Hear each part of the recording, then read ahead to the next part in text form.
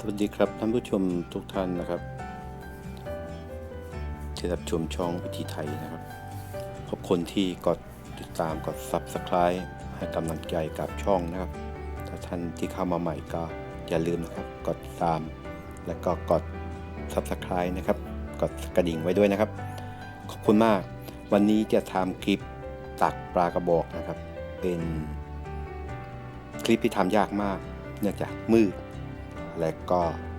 ไม่รู้จะทำได้หรือเปล่านะครับวันนี้ก็มานอนที่ขนำกลางทะเลนะครับจะลงไปตักปลากระบอกประมาณคืนนี้ตี 3นะครับตี 3หัวรุ่งแล้วก็มานอนแล้วก็ตื่นลงมาแล้วครับเพื่อความรวดเร็วนะครับตอนนี้หลับเตรียมตื่นแล้วครับก็ลงไปหาปลากันลองดูนะครับว่าผมจะตักปลากระบอกได้มากน้อยแค่ไหนครับนี่ครับตัวอย่างครับได้มาแล้วครับก็มันอยู่ในสวิงอย่างนี้นะครับวิธีตักมันก็ล็อกครับดูนะครับตอนตักมันจะมองไม่ทันเลยทำให้ดูนะครับว่าปลามันไปอยู่ในสวิงแบบนี้นะครับผมไม่พลาดแล้วกันอย่ากระพริบตาอย่าหายใจครับจ้องมองให้ดีครับไปกันครับ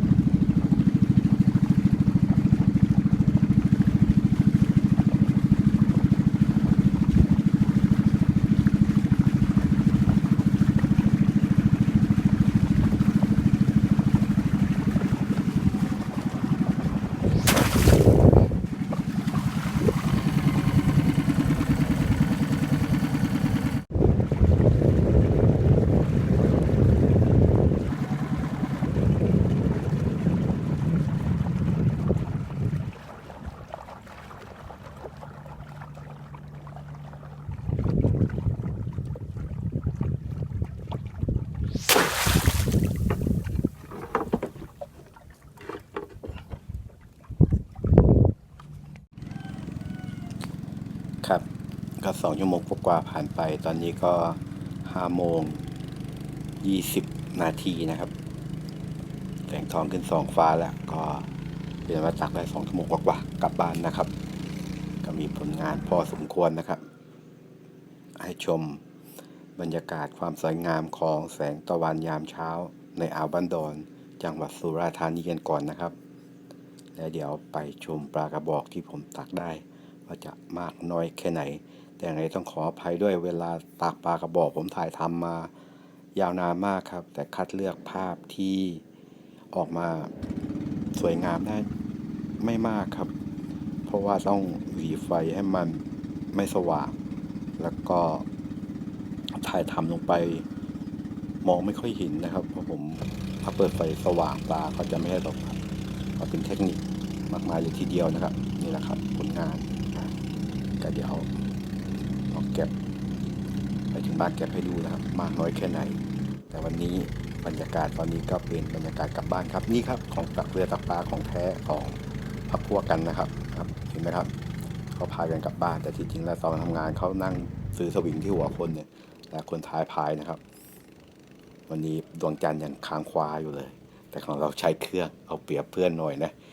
ก็เป็นเทคนิคผมก็ไม่ได้ตักนานครับวันนี้ก็เป็นวันแรกนะที่ผมมาตักปลากระบอกเดี๋ยวถ้าได้กล้องตัวที่ส่งไปซ่อมอยู่กลับมาก็จะถ่ายให้ดูมันจะไวแสงกว่านี้แล้วก็น่าจะชัดกว่านี้อยากได้กล้องในช็อตใครถ่ายกล้องในช็อตนี่ถ่ายทำออกมาดีเลยนะครับยังไงแล้วก็ตอนที่ตัดก็บางทีก็ตัดยากพอเราถ่ายกับโทรศัพท์ตอนตัดปลากระบอกต้องใช้ความเร็วแล้วก็ตักรุนแรงทำให้น้ำกระซินขึ้นมาเปียกทั้งตัวนะครับโดยสวิงอันนี้แหละครับภารกิจตัดก็ฟันลงไปครับความเร็วปลากระบอกมันจะวิ่งเร็วนะครับมันไม่ช้ามันไม่ได้อยู่นิ่งนะครับได้ความไวใช้ทักษะและก็ประสบการณ์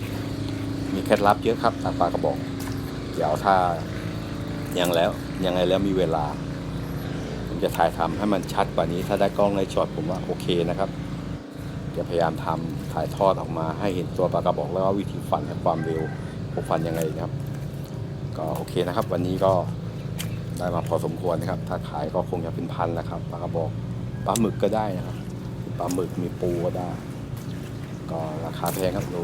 200 กว่าบาทนะครับ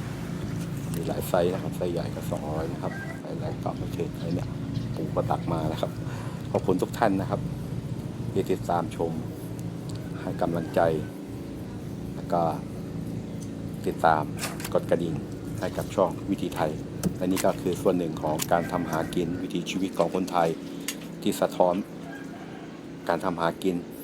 แบบภูมิปัญญาของบรรพบุรุษจริงๆนะครับใช้สวิงและก็ดวงควายครับและนี่ก็เป็นอาชีพหนึ่งที่คนรู้จักน้อยวันนี้ผมก็สะท้อนวิถีชีวิตออกมาให้ชมนะครับขอบคุณทุกท่านนะครับเจอกันใหม่คลิปหน้าครับสวัสดีครับ